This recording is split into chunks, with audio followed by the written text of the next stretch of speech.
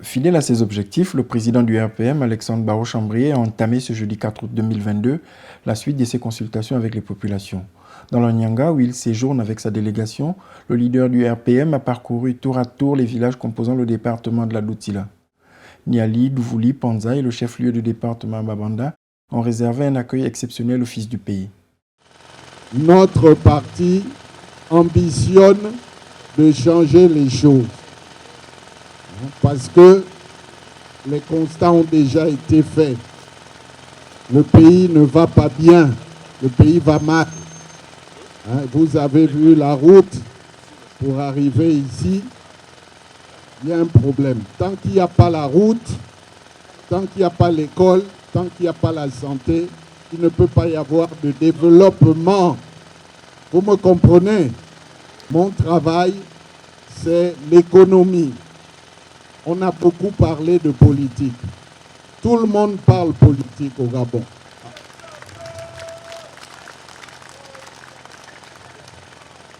Le chef de file des Patriotes a réaffirmé son engagement à tout mettre en œuvre pour l'avènement de l'alternance au sommet de l'État, précisant que cela n'interviendrait pas sans le peuple, seul détenteur du pouvoir. Alors, qu'est-ce que nous faisons, puisque nous-mêmes nous voyons que le pays est déjà mort? Est-ce qu'on va continuer à danser, à sourire? Parce que je suis venu. Ma présence, c'est pour consolider, faire quelque chose de sérieux avec vous. Parce qu'on a trop joué avec vous. Et pour faire quelque chose de sérieux, il faut la confiance. Il faut la confiance.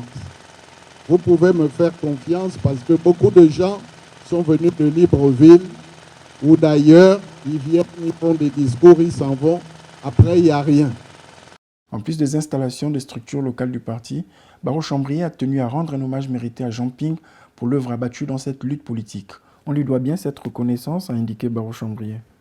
La fermeté affichée par Barraud-Chambrier à en découdre avec le régime PDG au pouvoir depuis 54 ans a trouvé un écho favorable auprès des populations.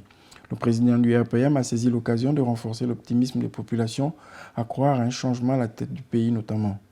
Écœuré par le bilan de 2 septennats catastrophique d'Ali Bongo, ABC a davantage convaincu les populations sur la nécessité de tourner la page en 2023.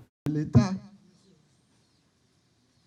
là, ceux qu'on envoie là, en prison, ceux qui sont en prison, ce sont des gars qui n'ont pas été assez forts pour dire non. Et ils viennent, ils disent, oh, c'est un tel qui m'a demandé de payer, tout ça. Et pendant ce temps, le pays ne fait que couler, péricliter. Donc, il faut cesser ça. Pour cesser ça, il faut changer le sommet. Vous me comprenez? Et un autre système. Il n'est pas dit que quelqu'un qui a fait 2 mandats, qui n'a rien fait, il va faire encore un 3e mandat. On est où là? Nous sommes dans un pays, ce n'est pas une dynastie.